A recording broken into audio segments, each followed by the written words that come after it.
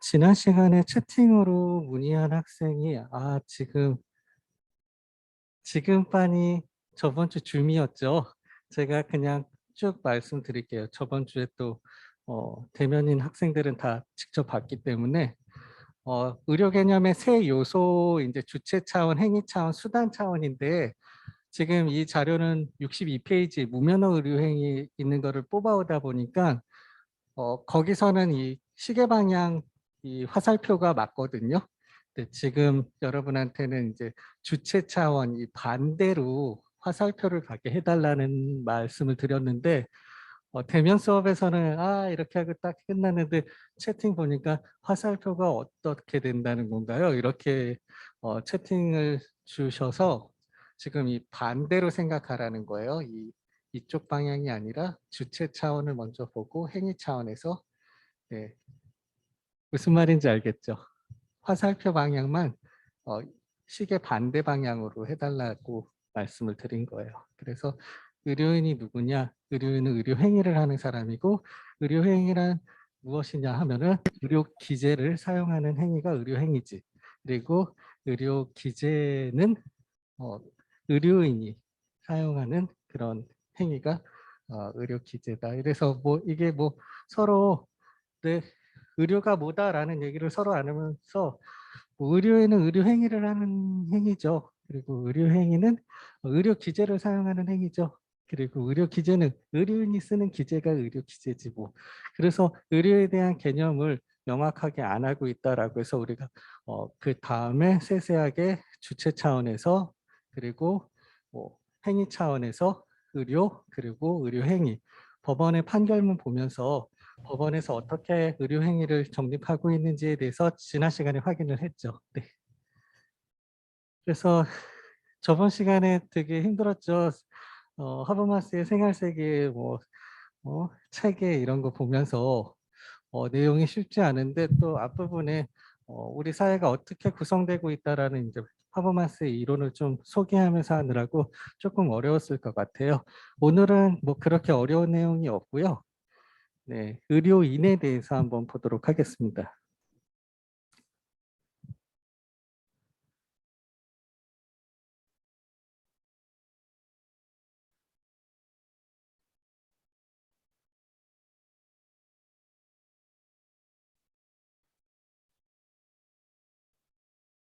뭐 오늘은 내용이 뭐 많지도 않아서 저번 같이 좀 빨리 끝날 수도 있을 것 같아요. 네.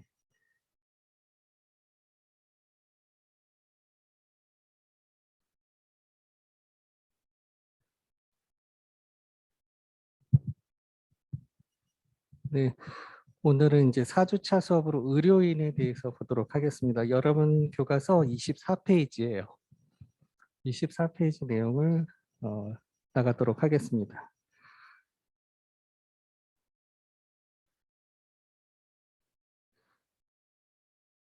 의료인인데요. 의료인의 이번 시간에 의료인 단체가 있는데, 의료인 단체는 뭐 중앙회를 둬야 된다 뭐 이런 거여서 큰 내용은 없어서 의료인 위주로 많이 볼 거예요.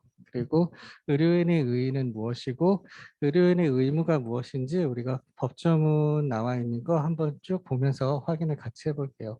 그리고 의료인 면허제도, 결격 사유가 어떻게 되는지, 국가시험은 뭐 1년에 한 번 보는 거죠. 그리고 면허제도 보면서 이제 결격 사유 어떤 것들이 있는지 결격 사유 보면서 마지막 시간 정도에는 이제 의료법 65조 보면서 어떤 취소 사유가 있는지, 면허증 재교부 사유는 어떻게 하는지 뭐 그런 거는 법조문 보면서 나갈 거예요. 그리고 2교시 때는 우리 의료법에서 실제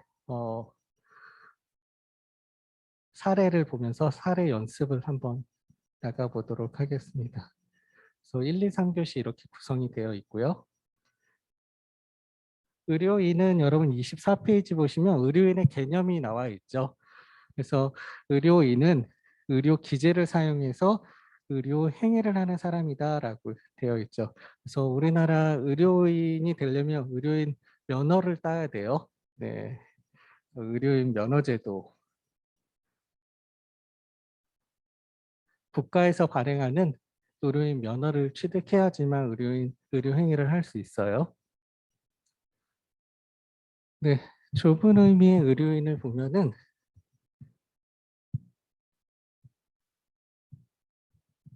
의료법상의 의료인은 의사, 치과의사, 한의사, 조산사, 간호사 이렇게 5개 직역만 좁은 의미의 의료인 해서 의료법상의 의료인이라고 되어 있는 그 법조문에 있는 5개 직역이 좁은 의미의 의료인이에요.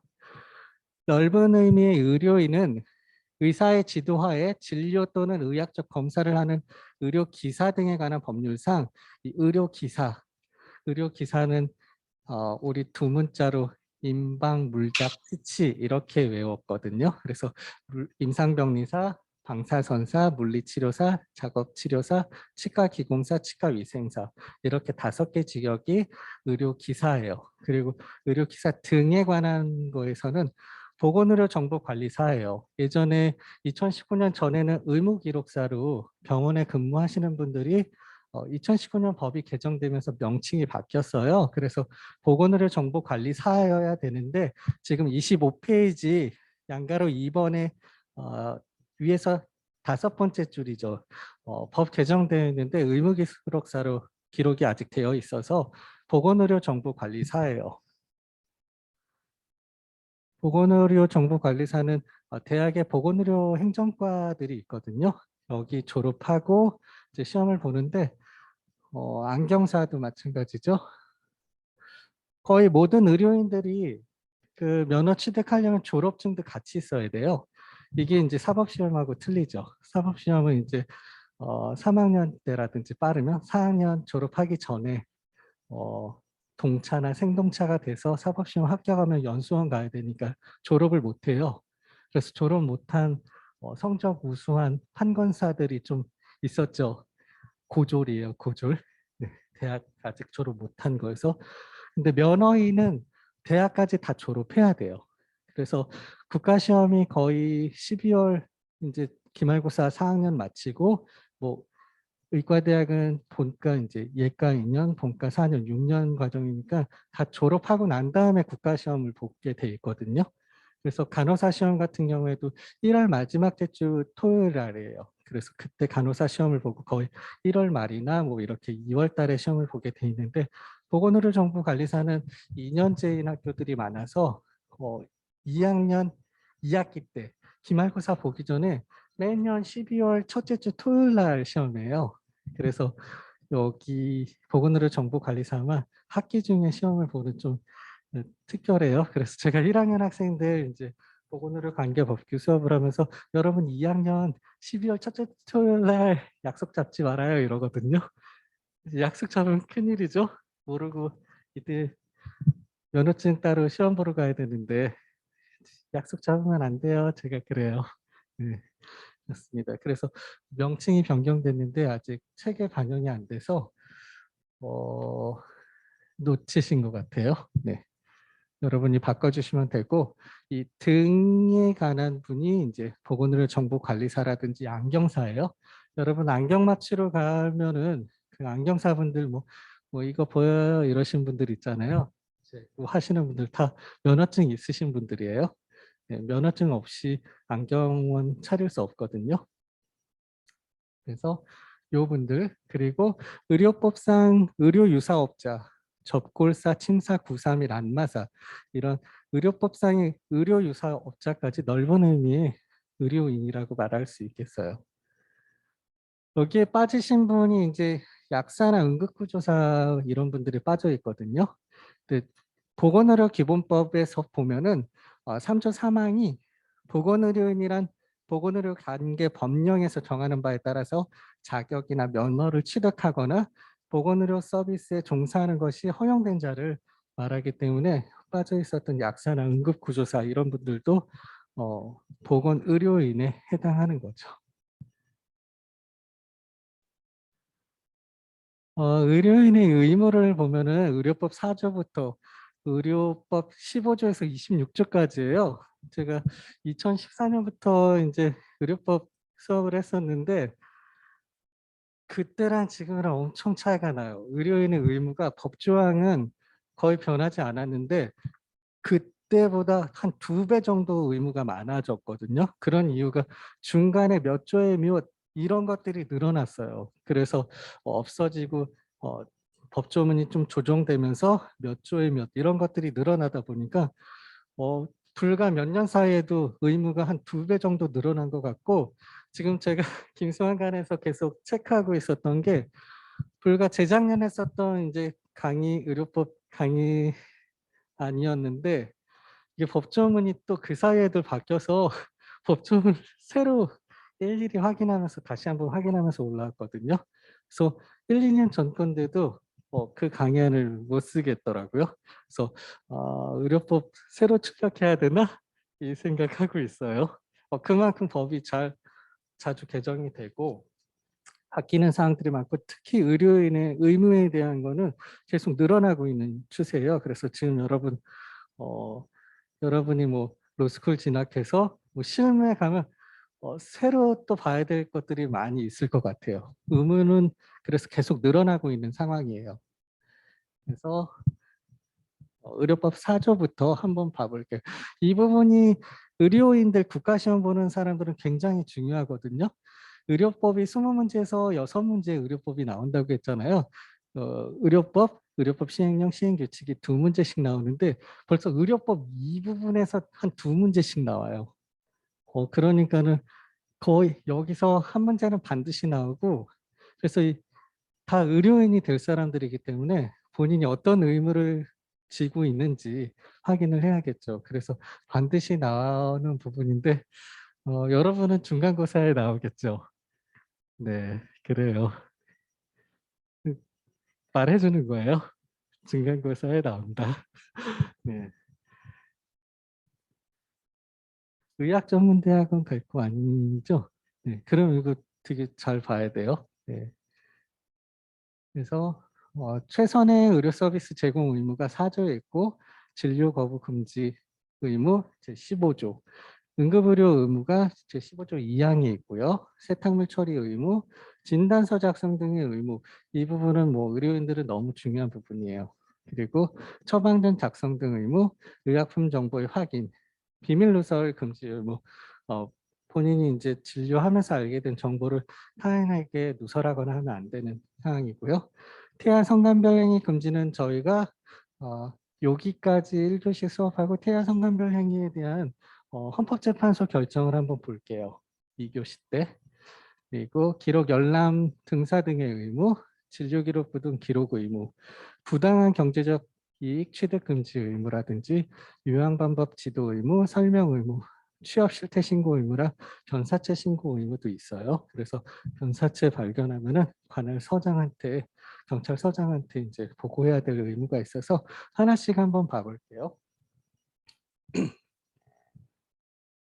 네, 최선의 의료 서비스 제공 의무인데요. 네, 의료기관의 장의 의무는 의료의 질을 높이고 의료 관련 감염을 예방하며 의료 기술을 발전시키는 등 환자에게 최선의 의료 서비스를 제공하기 위해서 노력을 하여야 한다라고 되어 있어요. 네, 이런 의무가 있어요. 최선의 의무를 다 해야 되는데 최선을 다 안 하는 것 같기도 하는 사람들도 있어서 이게 4조 1항에 관한 사항이에요. 그리고 다른 명의 의료기관 개설 금지. 의료인은 다른 의료인 또는 의료법인 등의 명의로 의료기관을 개설하거나 운영할 수 없고요. 의료기관의 장은 보건의료 기본법상의 환자의 권리 등 보건복지부 령으로 정하는 사항을 환자가 쉽게 볼 수 있도록 의료기관에 게시를 해야 돼요. 네. 그래서 홈페이지나 이런 데 뭐 게시를 할 수 있고 병원에 이제 의료기관 내에 게시를 해야 되는 그런 사항이죠.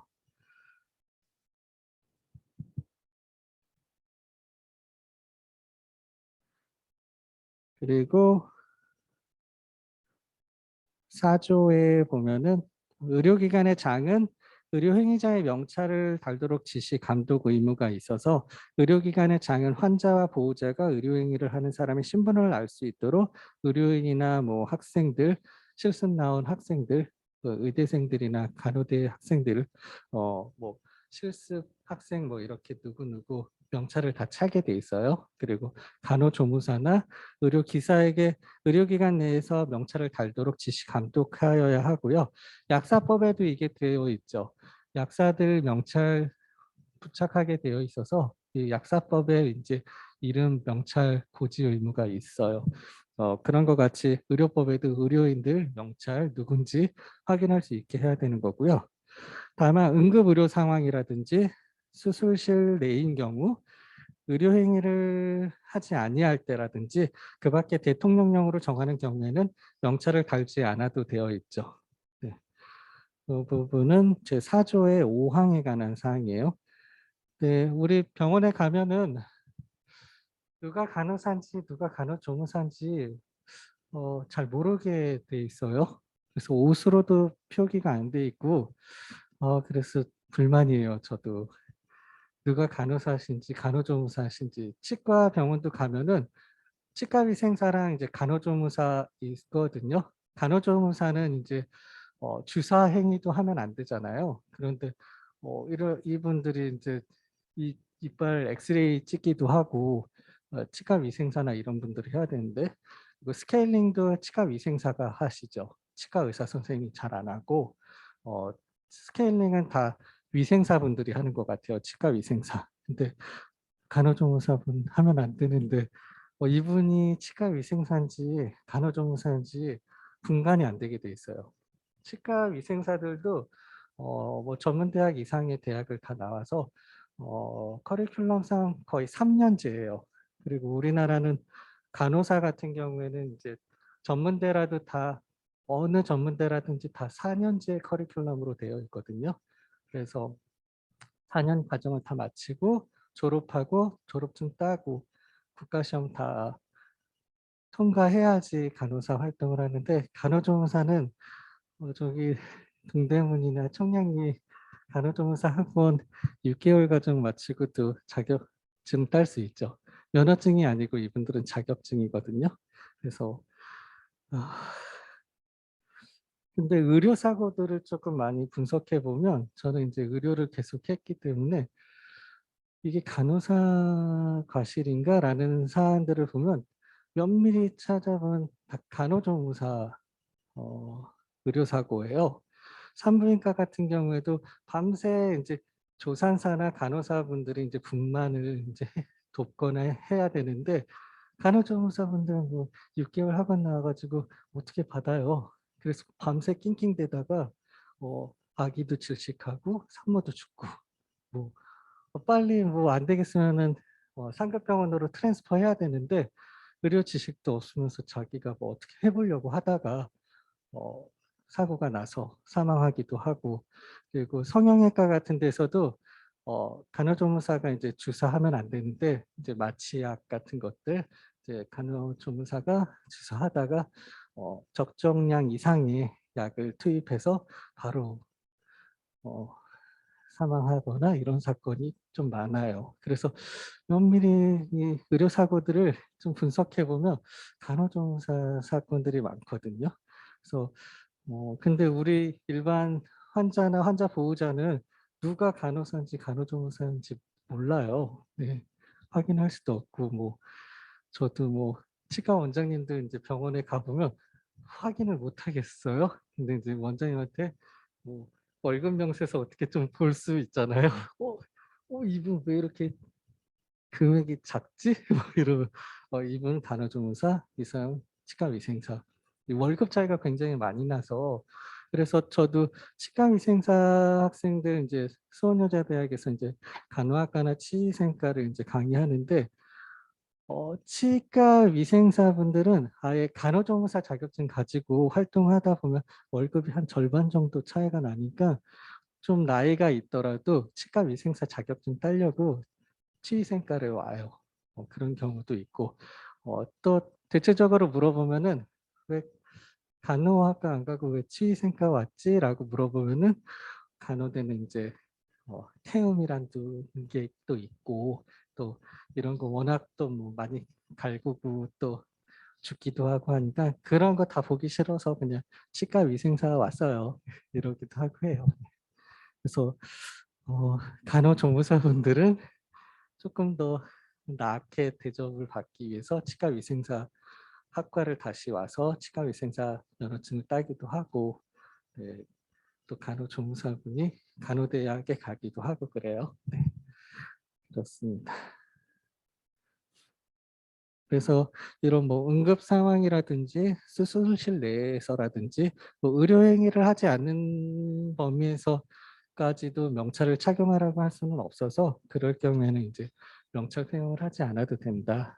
그리고 의료인이 일회용 의료기기 재사용 금지도 법에 명시되어 있어요.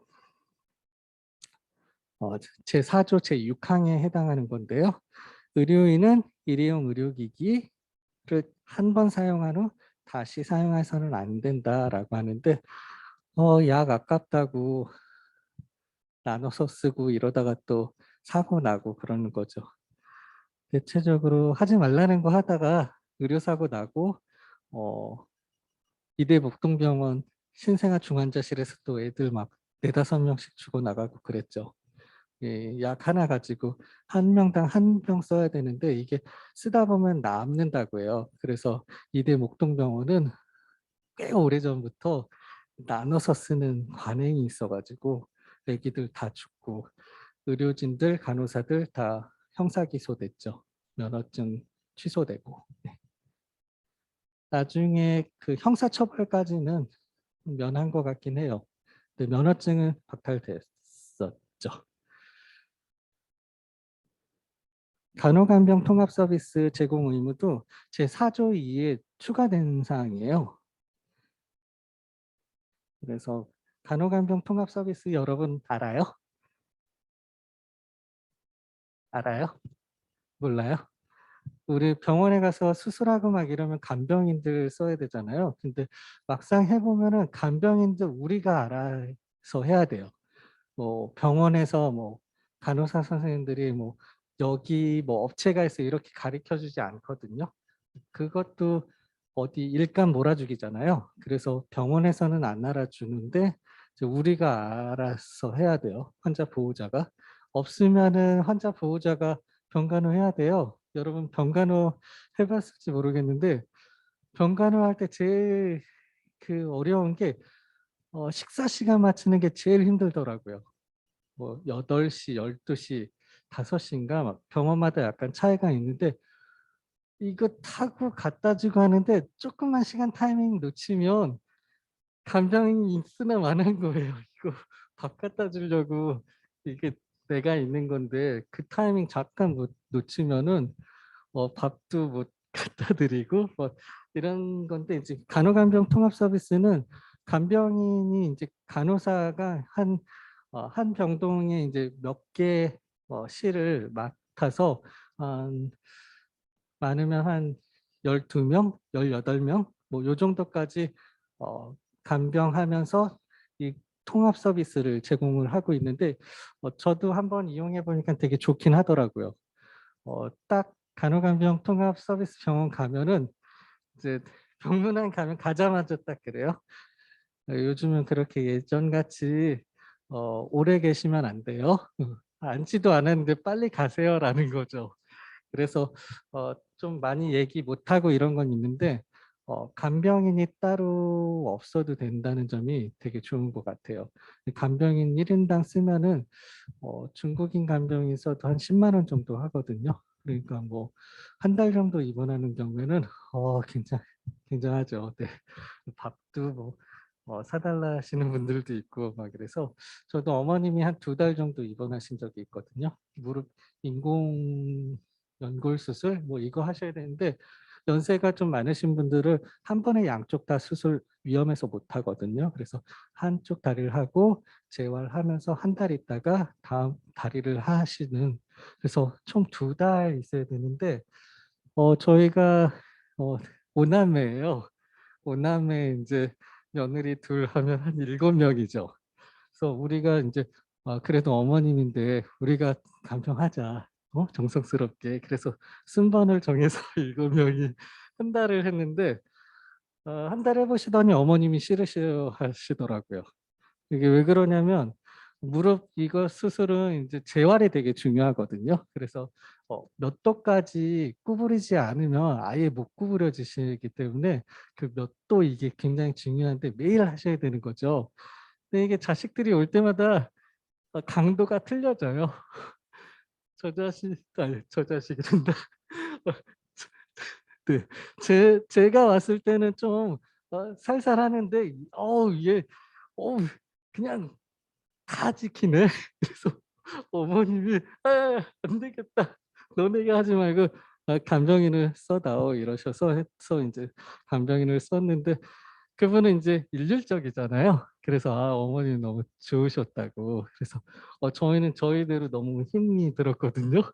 이게 7명이 한 달 나누는데도 이게 시간 이제 다음 타자가 와야지 이제 제가 가고 막 이런 것도 쉽지 않고 막 늦게 오면 막 같은 가족끼리 더 화내잖아요.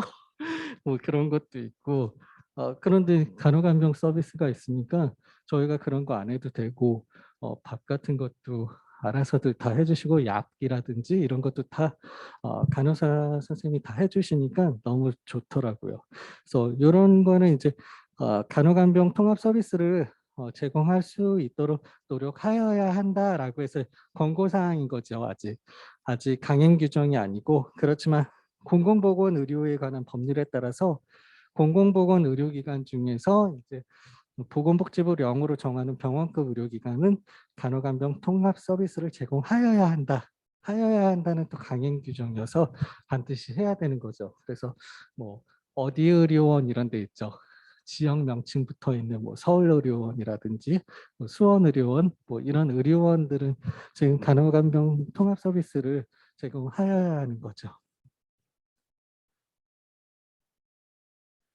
그리고 제4조의 3은 이게 법조문이 원래 4조의 사항인가에 있었던 게 사항이 삭제되면서 4조의 3으로 한 조문으로 새로 온 거예요. 의료인 면허 대여 금지. 저도 맨 처음에는 어떻게 의대 간호대 나와서 면허증 어렵게 그렇게 땄는데 어떻게 면허증을 대여해 누가 대여해줘 막 이러는데 제가 딱 이런 말 하자마자 다음날 신문기사 막 나와요. 간호사 면허 대여해서 보건복지부 걸려가지고 면허증 취소되고 벌금 물은 기사가 막 나오고 이게 막 오래전 얘기들이 아니에요. 막 불과 얼마 전에도 막 면허증 대여해서 뭐한 달에 한 30만 원 정도 많이 받지도 못해요. 30만 원에서 40만 원 정도 그것도 막 오래 빌려준 것도 아니고 한 6개월 빌려주고 이제 걸려서 배보다 배꼽이 더 크죠. 받은 것보다 벌금이 더 세요. 면허증은 취소되고 면허증 대여로 인해서 취소되면 3년 이내에 면허증 재발부가 안 되거든요. 그래서 3년 동안은 면허증 재발부 신청도 안 되고 3년이 지나야지 보건복지부에 이제 면허증 재발급 신청을 해야지 나오죠. 그래서 의료인은 받은 면허를 다른 사람에게 대여해서도 안 되고 대여를 받아서도 안 되고 대여를 알선해서도 안 된다. 그래서 4조의 3으로 오면서 대여하여서는 안 된다. 이게 좀 세분화됐죠. 주지도 받지도 알선하지도 말라. 뭐 이렇게 세 사람들을 다 처벌할 수 있게끔 알선해줘도 이제 처벌되는 거예요. 대여를 받은 사람들. 거의 대여해준 사람이 면허 취소되고 그 사람만 벌금 물었는데 대여 받아도 안 되고 알선해서도 안 된다라고 해서 4조의 3으로 오면서 이게 좀 더 세분화된 거예요. 네, 그래서 15조 진료 거부 금지 의무인데요. 의료인 또는 의료기관 개설자는 진료나 조산 요청을 받으면 정당한 사유가 없으면 거부하지 못한다라고 되어 있어요. 그래서 진료 거부라는 것은 여기 정당한 사유 없이 진료를 거부하면 안 되는데, 진료 거부라는 것은 의료인이 환자를 진료할 수 있는 시설과 인력 등을 갖추고 있음에도 불구하고 정당한 이유 없이 진료를 거부하는 행위가 진료 거부 행위고, 정당한 사유라는 것은 의사가 부재 중이거나 신병으로 인해서 진료가 불가능하다던가 진료를 할 수 없다고 일반적으로 인정될 수 있는 그런 객관적인 사정이 있는 경우에 정당한 사유라고 하겠고, 이 정당한 사유 없이 진료를 거부하게 되면 1년 이하의 징역 또는 1천만 원 이하의 벌금에 처해지게 되는 게 벌칙조항 89조 사항에 나와 있죠. 1년 이하의 징역, 1천만 원 이하의 벌금이에요. 15조 1항이 진료 거부 금지 의무고요. 중요한 사항이죠. 그리고 15조 2항이 응급의료 의무예요. 일반인이 응급상황을 보고 무서워 이러고선 그냥 가도 처벌받지는 않아요. 착한 사마리아법이 일반인들에게까지 적용되지 않아서, 의료인인 경우에는 달라지죠. 응급의료 의무가 있어서 의료인은 응급 환자에게 응급의료에 관한 법률에서 정하는 바에 따라서 최선의 처치를 해야 되고, 의료인이 그런 상황 보고서는 넘어가면 어, 응급의료법 위반이에요. 그래서 응급 환자라는 것은 질병, 분만, 각종 사고 및 재해로 인한 부상이라든지 그 밖에 위급 상태에서 즉시 필요한 응급처치를 받지 아니하면 생명을 보존하거나 심신상의 중대한 위해가 초래될 것으로 판단되는 환자가 바로 응급 환자인 거예요. 그래서 응급 환자한테는 응급처치를 해야 되는데, 응급처치라는 것은 이 응급 환자에 대해서 행해지는 기도의 확보, 심박의 회복, 그 밖에 생명의 위험이나 증상의 현저한 악화를 방지하기 위해서 긴급히 필요로 하는 처치가 응급처치죠. 그래서 의료인은 응급 환자에 대해서 이런 응급 환자, 응급처치를 해야 되고, 하지 않으면 응급 의료에 관한 법률에 따라서 처벌받게 돼 있어요. 세탁물 처리 의무는 이렇게 세탁물, 요즘에 코로나 때문에 더 막 민감하죠. 초창기 같았으면 막 뭐 어디 뭐 어디에서 음식점에서 코로나 환자 발생했다고 하면 거기 문 폐쇄하고 다 방역 조치하고 그랬는데, 지금은 동선도 안 물어보더라고요.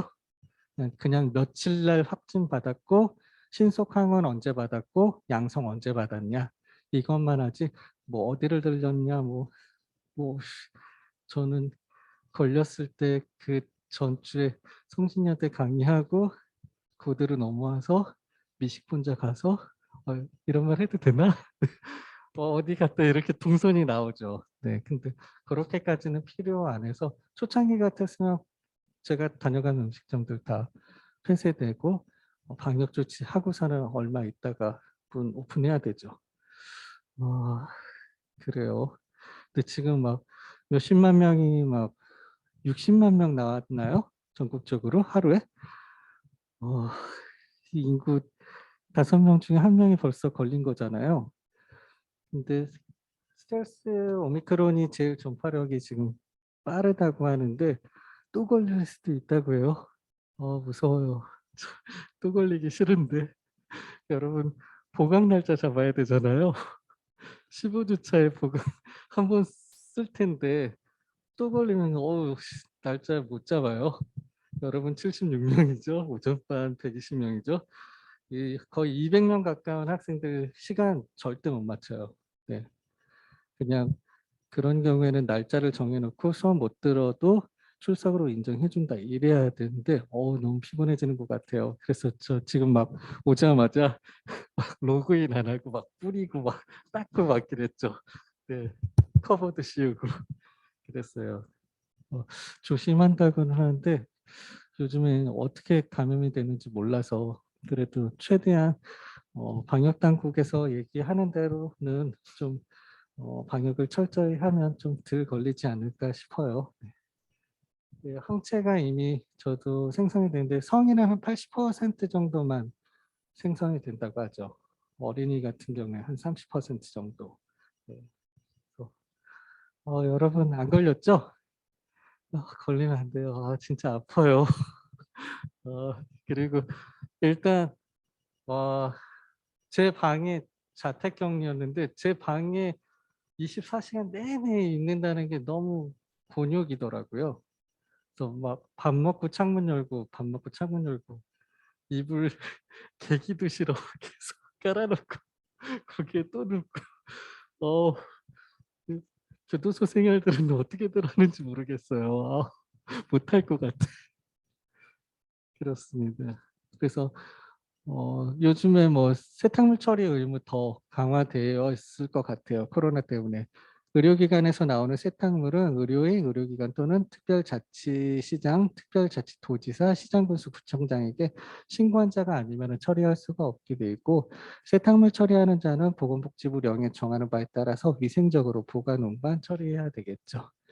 세탁물을 처리하는 자의 시설 장비 기준, 신고 절차 및 지도 방도, 그 밖에 관리에 필요한 사항을 정하기 위해서 보건복지부령인 시행 규칙이죠. 의료기관 세탁물 관리 규칙이 제정돼서 시행 중에 있어요. 진단서 작성 의무 이것도 많은 문제가 있어서 법이 막 계속 개정되고 추가되고 막 이러고 있는 상황이에요. 무자격자의 진단서 교부 금지여서 17조 1항이에요. 의료업에 종사하고 직접 진찰하거나 검안한 의사, 치과의사, 한의사가 아니면 진단서, 검안서, 증명서를 작성해서 환자가 사망하거나 의식이 없는 경우에는 직계 존속, 비속 배우자 또는 배우자의 직계 존속. 여러분 이거 알아요? 직계 존속, 비속? 저 법 처음 공부했을 때 막 한자 보면서 한자 찾아가면서 직계 존속, 직계 비속, 이게 뭐야, 존속이 뭐야, 직계 비속이 뭐야, 막 이랬던 기억이 있어서 직계 존속은 저를 기준으로 위예요. 그래서 어머니, 아버지 이게 직계죠. 바로 위니까. 그리고 직계 비속은 저의 자녀들이에요. 네, 여러분 다 아는 것 같네요. 네, 저는 몰랐어요. 그래서 이 직계 존속이라는 용어도 비속이라는 말도 막 그렇게 안 와닿더라고요. 그래서 근데 알아보니까는 뭐 엄마 아빠 뭐 이렇게 얘기하지. 직계 존속, 네. 비속 뭐야 비속이 우리 자녀들을 얘기하는 거죠. 그래서 직계 비속하면 바로 직계 나의 바로 밑에다 이런 거죠. 반개는 옆으로예요. 반개는 그러니까 누나의 아이들, 뭐 형님의 아이들, 뭐 이런 애들이 반개죠. 반개 옆으로 가는. 직계는 이제 저를 기준으로 위아래. 그래서 예전에는 그 환자 이제 정신 없거나 의식 없는 경우에 뭐 진단서 띄어서 뭐 보험 처리하려고 해도 뭐 진단서나 이런 거 있어야지 보험 처리가 되잖아요. 근데 없는 경우에 예전에 이 형제 자매가 없었어요. 그래서 어 지금 뭐 나 혼자 산다 이런 것도 많이 나오죠. 혼자 사는 사람들 많은데 시간 지나면 직계 존속들도 다 돌아가셨죠. 혼자 사는데 비속 당연히 없죠. 결혼 안 했으니까 배우자 없죠. 이런 상태에서 형제자매밖에 없는데 또 환자 본인은 의식이 없거나 사망한 경우인데 의식 없는데 누가 뛰어다가 보험 처리해 주죠? 뭐 형님이나 누님, 뭐 여동생, 남동생이 있어서 띄워줘야 되는 상황인데 예전에 이게 없었어요. 형제자매가. 근데 요즘에는 이 앞에 직계존비속 배우자, 배우자의 직계존속, 배우자 없는데 배우자의 직계존속이 있을 수가 없잖아요. 네. 다 없을 경우에, 이 앞에가 다 없을 경우에 형제자매가 진단서, 검안서, 증명서 이런 거 띌 수 있게 돼서 뭐 보험 처리하거나 이런 거에 좀 도움을 받게 된 거죠. 예전에 이게 없어서 그래서 이런 것들도 신설이 되고 그런 거예요. 그래서 지금은 이제 환자가 사망하거나 의식이 없는 경우에 이 형제 자매까지 진단서, 검안서, 증명서를 뗄 수 있는데 어, 이 환자 또는 검시를 하는 지방검찰청 검사에게 교부를 하지 못한다. 직접 진찰한 의사가 아니면 네. 그래서 그 병원에 다른 의사가 뭐 발부해주거나 이러면 안 된다는 거예요. 근데 예외적으로 진료 중이던 환자가 최종 진료 시부터 48시간 이내 사망을 했다거나 다시 이런 경우에 다시 진료하지 않더라도 진단서나 증명서를 내줄 수 있어요. 근데 직접 진찰하거나 검안하는 의사 등이 부득이한 사유로 진단서, 검안서, 증명서를 내줄 수 없는 경우에는 같은 의료기관에 종사하는 다른 의사, 치과의사, 한의사가 환자의 진료 기록부 등에 따라서 요 사항들을 발부해 줄 수 있다는 거죠. 그래서 48시간 이내 사망한 경우에는 다시 진료하지 않더라도 발부가 가능하고, 이런 부득이한 사유가 있는 경우에 같은 의료기관에 종사하는 다른 의사, 다른 치과의사, 다른 한의사가 진료기록부 등에 따라서 이런 증명서를 발부해 줄 수 있다는 거죠. 다음으로 이제 의사, 치과의사 또는 한의사는 자신이 진찰 검안한 자에 대해서 진단서, 검안서, 증명서 교부를 요구받을 때에는 정당한 사유 없이 거부하면 안 된다라는 거예요. 그래서 이런 사항들이 나타나서 새로 신설되면서 의료소송 걸리면 이제 진료기록부라든지 뭐 이런 것들이 다 필요한데, 아까 앞에 있었던 환자가 직접 떼지 못하는 경우에 직계존 비속, 배우자의 직계존속, 이제 그런 사람들이 없으면 형제 자매까지 진료기록부나 이런 걸 다 띄어와서 의료소송 준비 대비할 수 있죠. 의료소송을 발생하면 초반에 대응을 해야 돼요. 그래서 저런 진료기록부라든 것도 조작 안 할 것 같은데 의료기관에서 불리한 사항이 있으면 조작을 하고 지우고 없애기도 해요. 근데 요즘에 법원에서는 그런 것까지도 잡아내거든요. 조작했는지 그런 것까지도 다 잡아내서 걸리면 끝장나는 거죠. 의료기관이라든지 의료인들이 진료기록부나 이런 거 조작해서 본인한테 유리한 쪽으로 한 게 발각이 되면 되게 법정에서 불리하게 되죠. 그 말에 대한 신뢰도가 떨어지기 때문에 거의 졌다고 보면 돼요. 네. 그래서 처음부터 조작하거나 하면 안 되죠. 그래서 정당한 사유 없이 거부하지 못하기 때문에 환자나 환자 보호자도 이제 의료소송 관련돼서 필요한 자료들을 얼마든지 의료기관에서 받아올 수 있기 때문에 네. 네. 홍보 두 개 끝. 네네. 줌 링크 써야 돼. 저희 수업이에요. 다른 방 마이크 아니죠? 네네. 어디 클래스에서는 노래도 불러가지고 제가 당황이 돼서 여기였나요, 우리? 저번 주 수업이었나?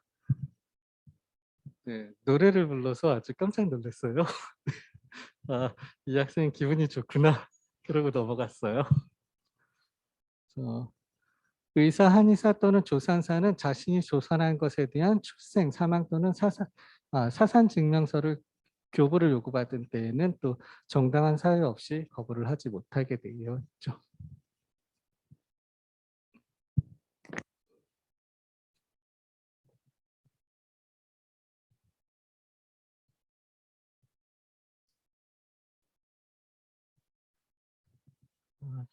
이제 조금만 더 하고 쉴게요.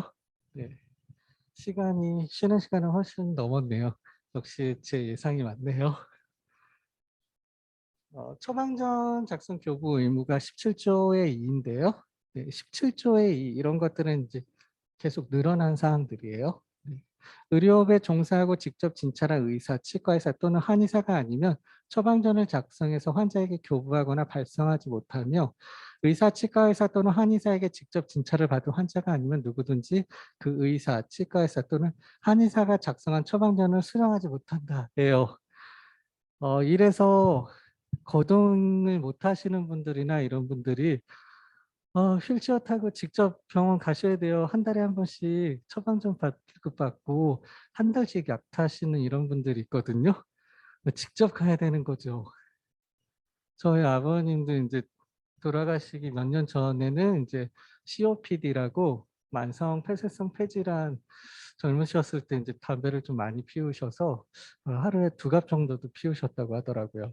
그래서 여러분 여러분 흡연하는 친구들 없죠? 네. 흡연 많이 하면 네 그래요. 저 아시는 원장 선생님도 치과 원장 선생님인데 아니 학회 가서 공기 좋은 공기 마시려고 등산하는데 등산하시면서 담배를 피세요? 그러니까 뭐 심평원이나 다른 데 근무하시는 다른 선배님이 "아니 우리 건강 좋아지자고 등산하는데 담배를 피고 올라가요." 이러는데 저는 담배 여러분 안 피죠? 저는 그 길방이라고 하죠. 길 가면서 담배 피는 거. 아 너무 싫어하는데 진짜 여러분은 아니었으면 좋겠어요. 저희 초등학생 데리고 갈 때도 뭐 어린아이가 있든 초등생이 있든 그냥 담배 막 냄새 막 풍기면서 쭉 가면은 또 저희 애도 담배 냄새 싫어해 가지고 "으 담배 냄새 숨 쉬지 마." 이러면서 막 뛰어가거든요. 그래서 저희 아버님도 인제 담배를 많이 피셨어 가지고 인제 말년에 이제 돌아가시기 한 3년 전 내과에서 한 달치 약을 이제 받고 하셔야 되는데 여기 처방전 어 대리 수령 못 하잖아요. 그래서 위법 조항이 없었거든요.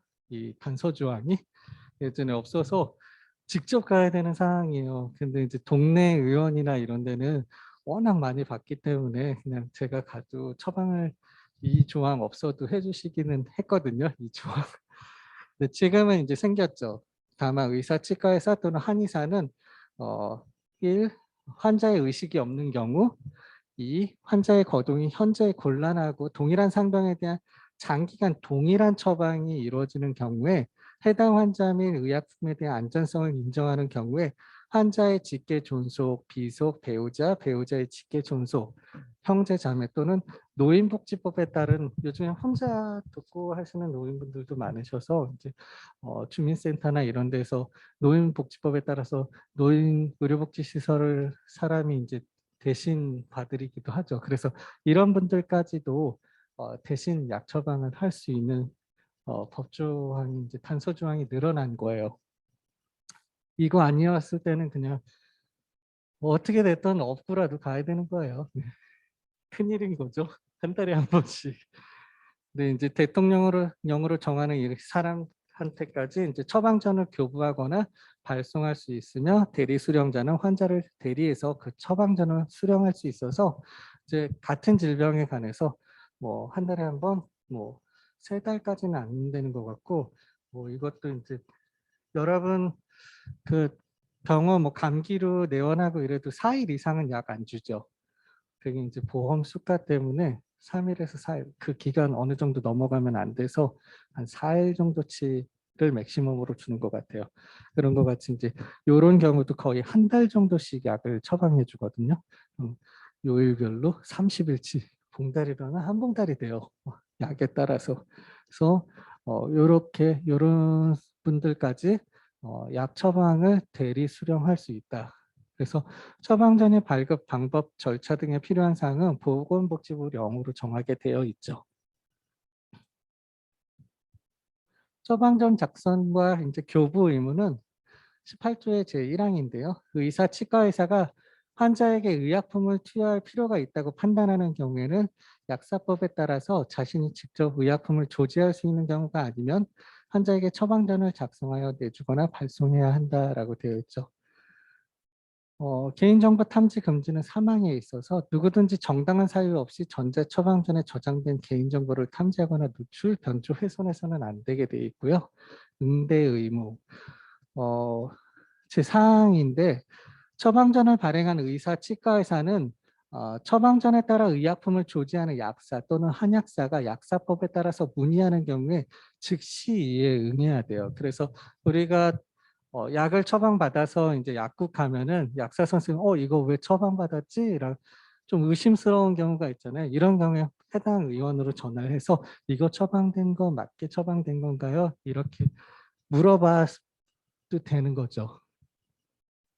이런 사고가 좀 많이 났어서 그래서 약사가 직접 해당 의원에 전화를 해서 문의하면 즉시 응해야 되고 다만 응급 환자를 진료 중이거나 환자를 수술 또는 처치 중인 경우 그 밖에 문의에 응할 수 없는 정당한 사유가 있는 경우에는 이런 경우라 하더라도 이러한 사유가 종료된 때 즉시 이에 응해야 되는 게 의료인의 의무예요. 그래서 반드시 이래야 되고 대학병원 같은 경우에서도 오더는 주치의가 내리죠. 전공의 이름으로 오더는 내리는데 오더는 위에서 교수가 무슨 약 처방해 이런데 자기 전공의 주치의 이름으로만 오더가 내려지는 거예요.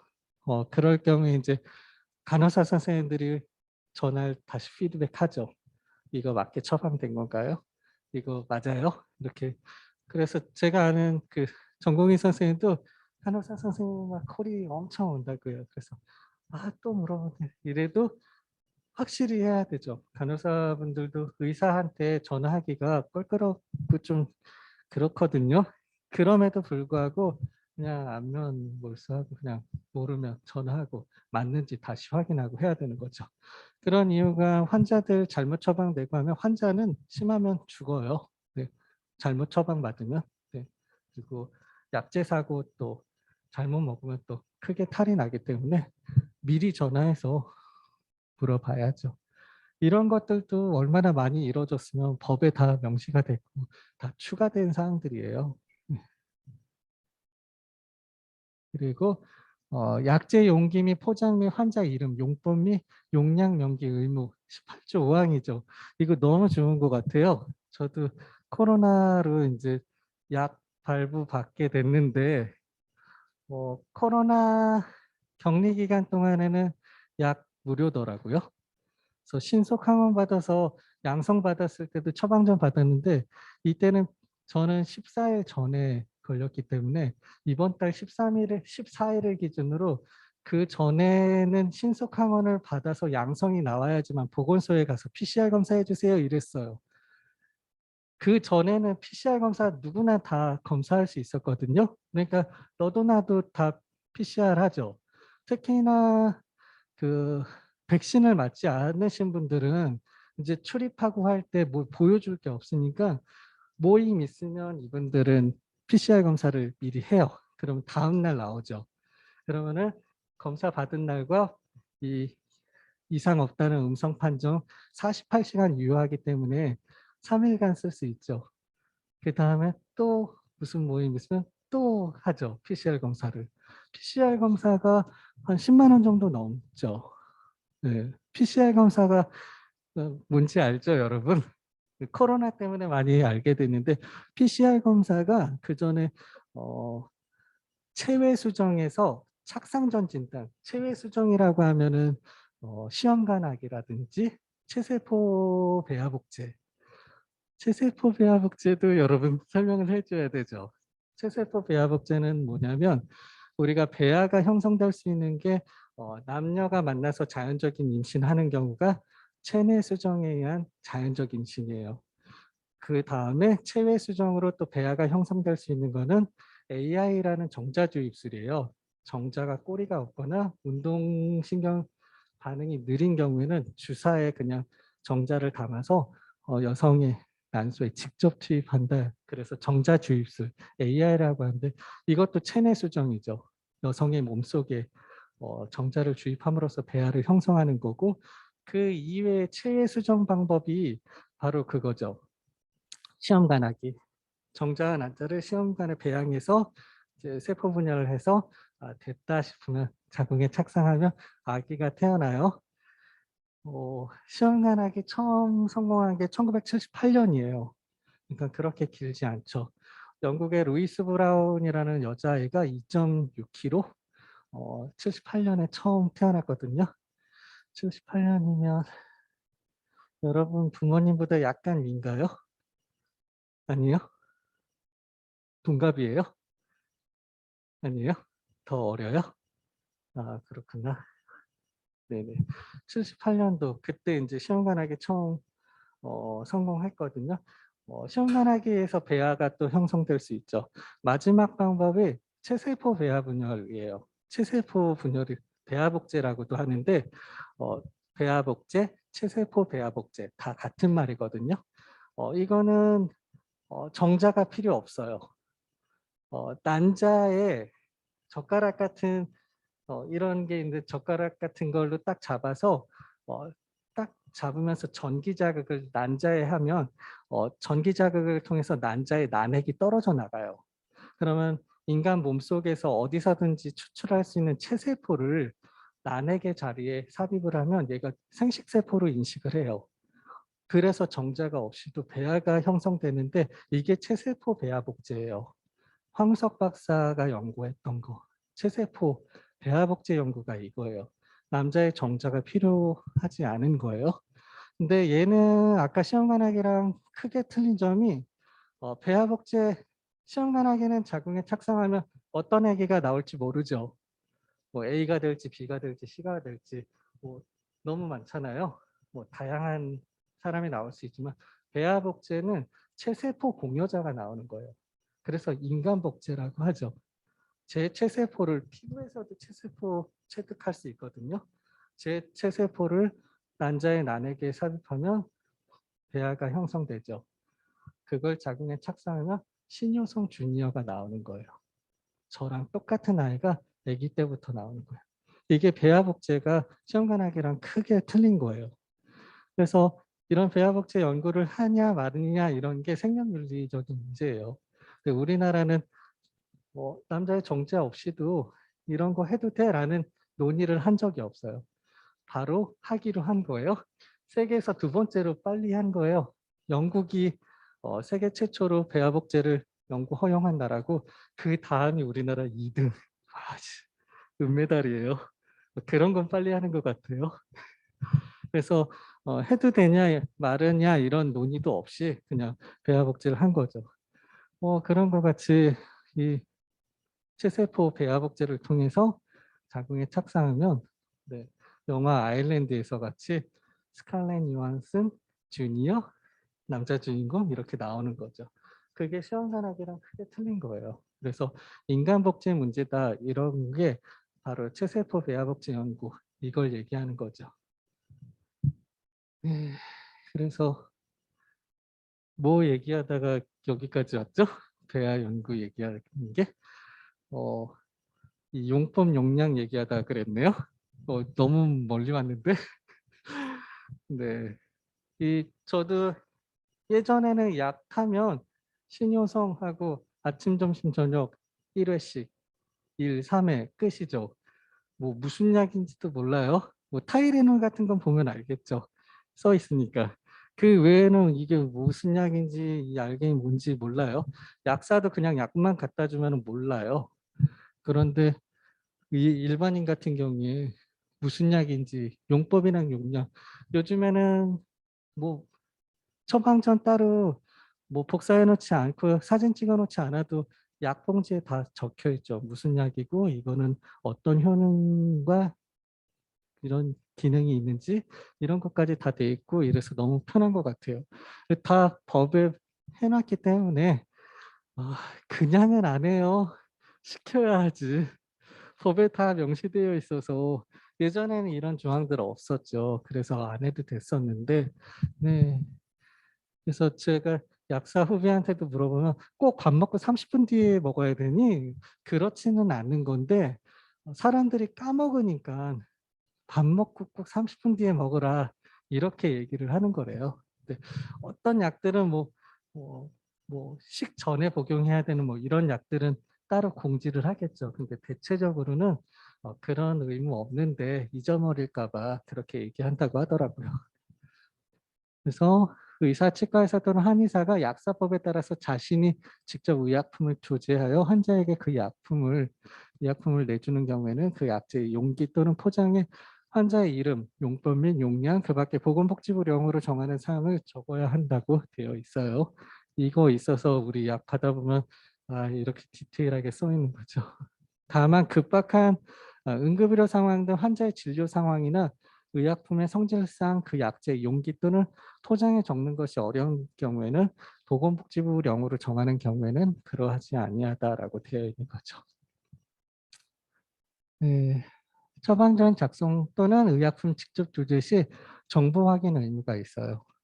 우리 병원에서도 2000년대 의약분업 처음 실시되면서 예전에 2000년 전에는 그 병원에서 처방전 받고 병원 안에 약국이 있어요. 그래서 병원에서 다 약 타가죠.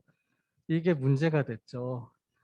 제약회사에서 의사 선생님만 찾아가서 뭐 그 두통약만 하더라도 타 이 땡땡 이거 써주세요라고 하고서는 금품을 주고 이런 리베이트가 너무 심해서 그런 걸 근절하기 위해서 그냥 의학을 분업시켜야겠다 해서 1990년도, 2000년도 이때 의학 분업이 처음 시행이 된 거예요. 그러니까 의사들이 어떻게 됐어요? 난리 났죠, 난리 났어. 그 항암약 같은 경우에는 진짜 한 2주치가 한 300만 원에서 500만 원 하는 약들이 있거든요. 2주치가. 더 비싼 거는 더 비싼데 신약 항암은 한 번 주사 맞는데 500이에요. 지금 제가 알기로는 제일 비싼 게. 근데 약으로 투입하거나 이런 것 중에서 경구약 중에서는 한 2주치가 싼 건 300, 좀 비싼 거다라고 하는 보통 이런 게 한 500 정도 하거든요. 이런 거는 우리 약 좀 써주세요 하면 이 병원에 항암하시는 분들이 엄청 많잖아요. 상급종합병원이나 대학병원 같은 데는 뭐 한두 명이 아닐 텐데 거의 뭐 매일 환자가 넘쳐나잖아요. 그런 경우에 우리 약 좀 써주세요 하면 그래 그거 쓸게요 라고 하고 이제 돈을 받는 거죠. 이게 엄청난 금액이어서 어, 제 친구도 그 제약회사에 다니던 친구가 있는데 주말에 이제 의사 선생님들하고 골프장만 다녀요. 본인은 캐디. 그리고 이제 나머지 비용 다 본인이 처리하고 이래서 주말 생활이 없더라고요. 그렇게 했는데 이게 어마어마한 금액이어서 진짜 쌈짓돈 용돈이 훨씬 능가하는 거잖아요. 이런 게 없어지는 상황이니까 막 대한의사협회 의사들이 난리 나서 서울역광장 다 나갔죠. 중환자실에 환자들이 있거나 없거나 지금 뭐 네, 그 돈이 없어지는 환극인데 그래서 그때 많이 막 비난을 많이 받았어요 의사들이. 자기네 이권 챙기려고 서울역 광장 모였네. 환자들은 중환자실도 올스톱하고 그냥 왔어. 어휴, 이렇게 된 거예요. 그때 당시에 이제 중환자실 환자들을 끝까지 지키고 있던 사람들이 누구겠어요. 의사 선생님들 없으면. 간호사분들이 끝까지 남아 있었던 거죠. 그래서 그때 대한간호사협회 간호사분들이 국민 의식이 좀 많이 바뀌게 된 계기예요. 그래서 환자 곁에 끝까지 마음 써주고 있으신 분들은 간호사분들이구나 라는 생각이 많이 들어서 그때 간호사의 위상, 국민적인 이런 마인드가 많이 위상이 높아지게 된 계기가 의학분업이었던 것 같아요. 역사적으로 보면. 그래서 네, 직접 조지하는 경우가 지금도 있기는 하죠. 환자들, 입원 환자들, 의사가 직접 처방하고 병원 안에서 조지해야 되잖아요. 의약분업 됐더라도 입원 환자들 약은 줘야 되기 때문에 그래서 약사법에 따라서 이 약품을 자신이 직접 조지하는 경우에도 다음 각호의 정보는 확인해야 된다라고 해서 첫 번째로 환자에게 처방 또는 투여되고 있는 의약품과 동일한 성분의 의약품인지 여부를 확인을 해야 되고 식약청장이 병용금지라든지 특정 연령대 금기사항이라든지 인부금기 뭐 이런 식약청장이 고지한 성분이 포함되어 있는지 여부 이런 것도 반드시 확인을 해야죠. 뭐 의사니까. 네. 그리고 그 밖에 보건복지부를 령으로 정하는 사항들이 있다면 의사, 치과 의사는 처방전 작성할 때 약사법에 따라서 의약품이 자신이 직접 조제하는 경우에도 이러한 사항들은 금기된 약물이라든지 병용 금지라든지 이런 거 다 약사같이 약사보다 더 잘 알아야 되죠. 약의 성능이나 뭐 금기되어 있는 사항들은요. 다만 의사 및 치과 의사는 급박한 응급의료 상황 등 의약품 정보를 확인할 수 없다라고 하는 정당한 사유가 있을 때에 한해서는 확인하지 아니할 수 있다는데 기본적으로는 확인을 다 해야 되죠. 네, 네, 정보 누설 금지 의무인데 19조예요. 의료인이나 의료기관 종사자는 의료인 아니고 의료기관 종사자도 마찬가지예요. 예전에는 그 의사나 간호사들이 이제 자기 이제 해당 병원에 이제 진료를 보려고 하면 아이디나 이런 걸 넣어야 되잖아요. 예전에는 막 정보 비밀 누설 이런 것 좀 정보에 좀 둔감했던 시대에는 로그인 하면은 어떤 환자든지 그 병원에 있는 환자들 진료 기록 차트 다 확인할 수 있었어요. 그래서 뭐 아는 지인이 와서 어디가 궁금하면 암이네? 뭐 이렇게 할 수도 있는 상황이었던 거죠. 근데 이게 개인정보 너무 침해하는 거죠. 그래서 지금은 그런 것들이 많이 락이 걸려 있어서 본인이 진료한 환자가 아닌 이상은 볼 수 없게끔 했다라든지 이렇게 좀 정보가 많이 공개가 막혀 있는 상황이 정보 누설 금지 이런 것 때문에도 더 다른 환자 정보를 못 보게끔 내부적으로도 락을 걸어 놓는 거죠. 의료인이나 의료기관 종사자는 이 법이나 다른 법령, 특별히 규정된 경우 외에는 의료, 조산 또는 간호 업무를 하면서 알게 된 다른 사람의 정보를 누설하거나 발표하지 못하게 되어 있어요. 그래서 이 규정은 친고죄 규정에 따라서 피해자 고소 있을 때만 처벌할 수 있는 친고죄 규정이에요. 친고죄가 이제 고소를 하는 사람이 있어야지만 처벌받을 수 있는 게 이 정보누설 금지 의무고, 예를 들어서 뭐 큰 병원에 연예인 왔는데 무슨 병인지 막 알고 싶잖아요. 뭐 가르쳐 주면은 뭐 예를 들어서예요. 예를 들어서 아이돌 남자인데 뭐 성병이어 봐요. 그러면은 알려지면은 뭐 팬들이나 뭐 이 연예인의 이미지 완전 추락되는 거죠. 네. 그런 거를 또 예로 들을 수 있는 상황이에요. 세상 살면서 뭐 너무 이런 일도 생겨라는 일들이 생겨요, 진짜. 네. 그래서 다른 사람의 정보를 누설하거나 발표하면 친고죄 규정에 의해서 고소하면 처벌 가능한 조항이어서 그렇고, 우리 태아 성관별 행위 금지는 헌법재판소 결정을 한번 보면서 한 15분 정도만 쉬었다가 네, 수업을 다시 진행하도록 하겠습니다. 지금 시간이 27분이니까 한 43분까지 쉴게요. 43분까지. 네.